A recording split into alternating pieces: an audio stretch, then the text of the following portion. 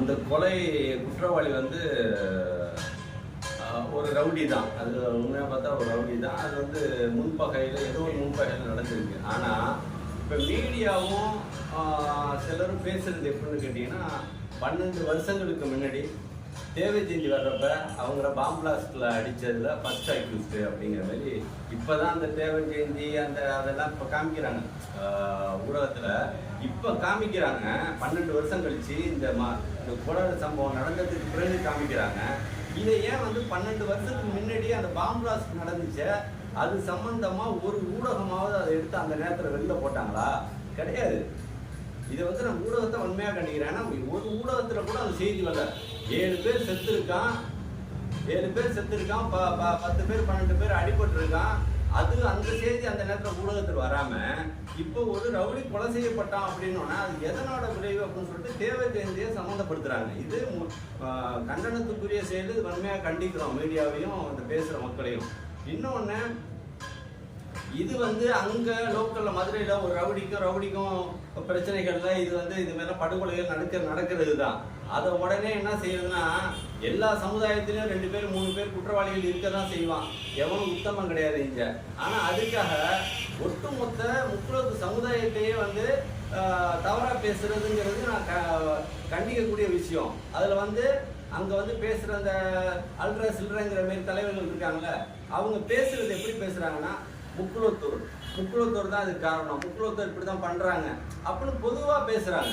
எவன் பண்ணா? அவன் திருட்டு போயிடா, அவன் குற்றவாளியா, அவன் மேலே வந்து கம்ப்ளைண்ட் கொடுங்க, அரசு காவல்துறை நடவடிக்கை எடுக்க போது அவன் தண்டிக்கப்படட்டும்.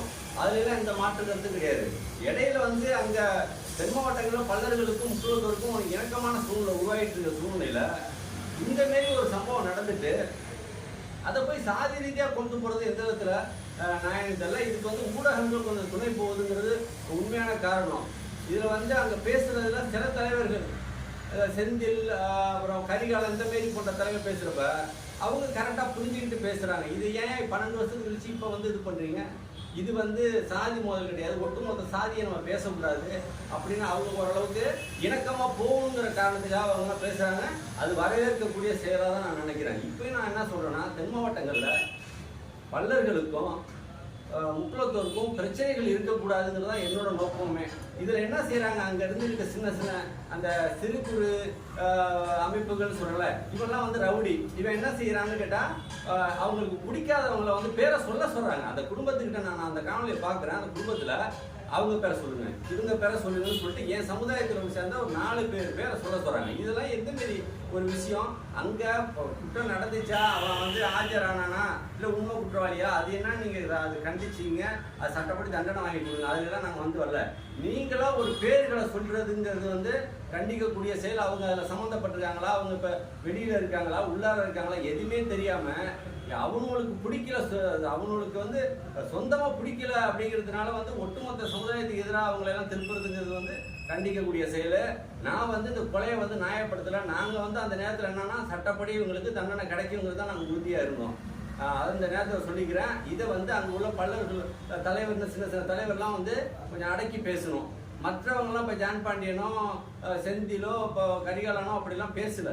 அவங்களாம் அதை வந்து ஒரு குற்றம், ஒரு கொலைகாரன் அப்படிங்கிற மாதிரி தான் பேசுகிறாங்க. ஆனால் இந்த அல்ட்ரா சில்ட்ரா அமைப்புகள் என்ன செய்யுதுன்னு கேட்டால், இது வந்து முக்குளத்தூர் தான் அப்படிங்கிறாங்க. இது வன்மையாக கண்டிக்கத்தக்க செயல். இதுக்கு வந்து ஒட்டுமொத்த முக்குளத்தூர் சமுதாயமே வன்மையாக கண்டிக்கிறோம்.